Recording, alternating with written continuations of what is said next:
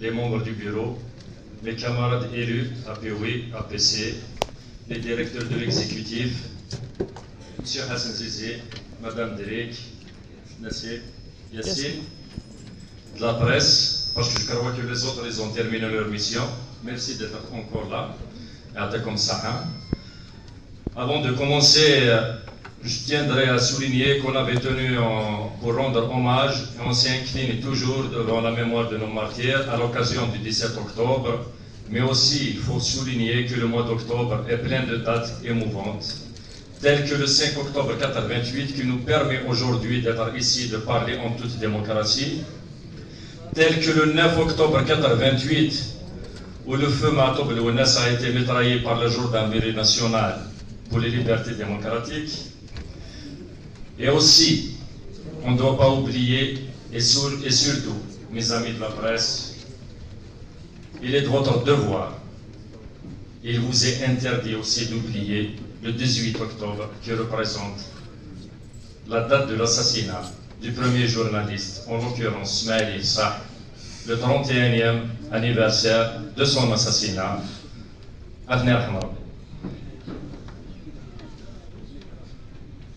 Vous aujourd'hui pour parler d'un secteur fondamental pour l'avenir de notre communauté.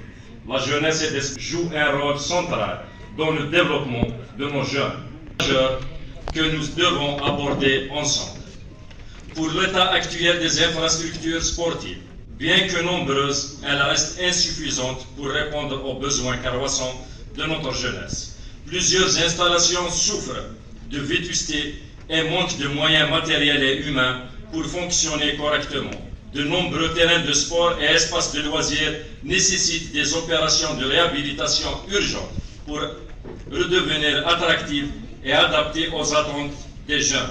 Il est aussi essentiel de comprendre que la question de la jeunesse et des sports ne concerne pas seulement la DGS.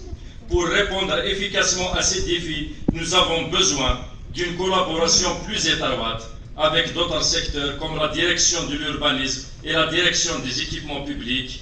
Ces partenaires doivent intégrer dans leur plan d'aménagement urbain des espaces qui encouragent l'activité sportive et loisirs, tels que les skateparks, des terrains de pétanque, de tennis et autres zones de rencontres et d'échanges.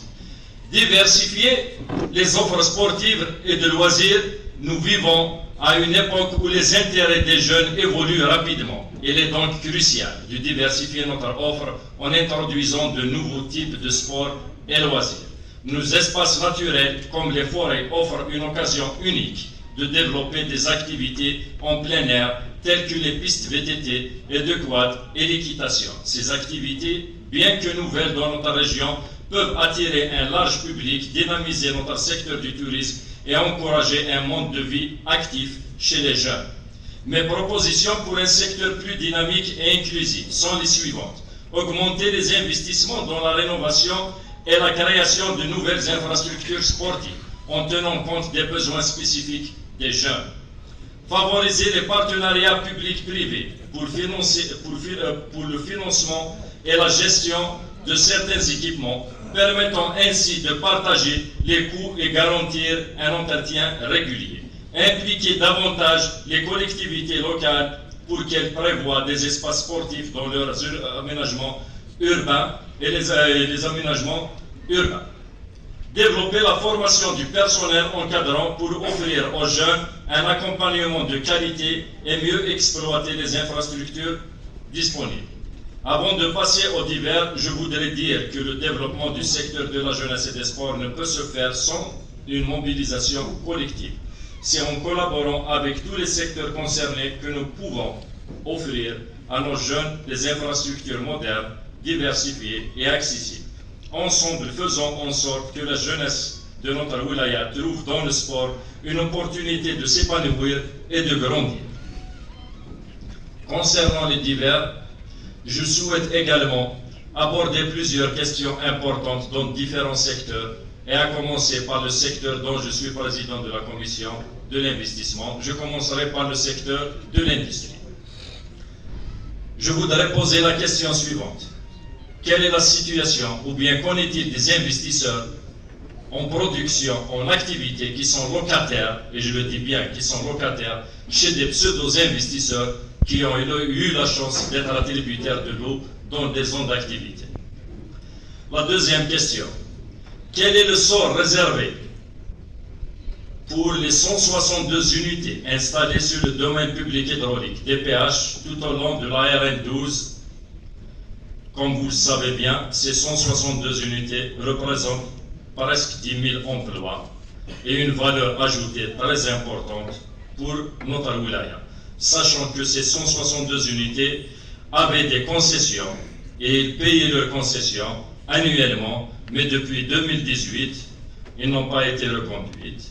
La situation sur laquelle je me suis penché, si vous vous souvenez bien, le 21 décembre 2022, session réservée à l'investissement, où j'avais même demandé à M. Le Wali de traiter ce dossier du cas par cas et surseoir sur les mises en demeure et de voir vraiment de très près leur situation. Même que ça ne veut pas dire qu'on est contre, au contraire, on collabore d'une manière très étroite pour préserver le DPH et la nappe phréatique. Deuxième question, surtout qui concerne les deux zones, la zone industrielle de l'Almise Tizianif et la zone de Makouda. Pourquoi on a un problème de maturité? Est-ce que c'est un problème de planification sur le projet? Ces deux zones, la zone industrielle de l'Almise Tizianif et Makouda, est un délai de réalisation de 8 mois et on est à 23 mois. Et ce n'est qu'après, à chaque fois, ce n'est qu'après le lancement d'un projet qu'on se retrouve devant des blocages qui ne devaient pas exister s'il y avait une planification et une maturation. À l'exemple de Dera el-Mizan Tizianif, on est bloqué. Ils ont fait le goudron du côté de Dera el-Mizan. On se retrouve le problème de l'ADP ou installer l'ADP de gaz. Il faut penser à servitude. Est-ce qu'on va l'implanter sur le chemin du gaz ou comment faire? C'est des choses qui devaient se faire bien avant le lancement du projet, c'était à l'étude. C'est après le lancement du projet qu'on découvre qu'il y a deux conduites d'eau importantes qu'il faut aussi déplacer. Il faut lancer une unité d'un cahier de charges. Tout ça a créé un retard, tout en sachant que ces études ont été faites bien avant que cette zone ait été gelée. C'est-à-dire qu'ils avaient tout le temps de maturer l'étude et le projet. Et aussi, la quatrième question, c'est la fameuse zone d'activité de Tel Atman. Sachant que la zone d'activité de Tel Atman, pratiquement, c'est la deuxième zone après celle de la zone des dépôts, ce qu'on appelle la zone des dépôts. Tel Atman, qui est d'une superficie de 98 zones d'activité. Pas loin qu'hier, on était en sortie sur la zone d'activité d'Aspon, où la vraiment, c'est catastrophique. C'est comme si la Sonelgaz a fait la clôture des lots. Ils font l'aménagement, mais quand même, cette Sonelgaz, c'est une entreprise connue et reconnue, ça a des études, ça a des bureaux, ils ont des compétences pour leurs études. Comment pouvez-vous chevaucher ou bien traverser un lot? Vous avez un permis de lotir et on traverse gratuitement un lot, tout en le massacrant. Après, la personne attributaire de ce lot et se retrouve devant des avis défavorables pour son permis de construire et à ce jour. D'ailleurs, on était obligé de sortir hier en commission pour libérer terroir l'eau pour pouvoir les verser au domaine et que les domaines puissent les verser à l'API pour qu'on les trouve au niveau de la plateforme. Et le problème, c'est la Sonelgaz. Question suivante, c'est la forêt de Harouza. Malheureusement, on voit sur les réseaux sociaux, j'estime que je ne suis pas le seul qui a vu ça, même que j'ai reçu ces vidéos, qu'il y a des décharges anarchiques, des décharges de produits inertes qui dérangent vraiment la nature et j'espère qu'ils seront pris en charge. Qui perturbent sérieusement le fonctionnement du guichet unique. D'ailleurs, je profite de l'occasion et de dire au ministère de l'Habitat, qu'est-ce qu'on a fait, nous, en tant qu'élus, pour nous exclure de ce guichet unique. Étant-nous un blocage pour ce guichet unique? Et j'estime que c'est le contraire, du moins au niveau de la wilaya de Tizi Ouzou, et je sais que le directeur de l'urbanisme et tous les directeurs présents au niveau du guichet unique vont témoigner de notre rapport et de notre disponibilité pour dénouer, pour les accompagner, pour travailler ensemble, pour régler les problèmes des permis de construire au niveau du guichet unique de Wilaya. Malheureusement, un arrêté du ministère est arrivé et tombé qu'ils nous ont exclus du guichet de Wilaya en tant que membres permanents et représentants du peuple. Il faut qu'il y ait des décisions. On est obligé de passer par un ajournement quand la réponse du secteur ne revient pas dans l'été, même avec des rappels pour l'été. Je reviens à la Sonelgaz, même que j'ai toujours essayé de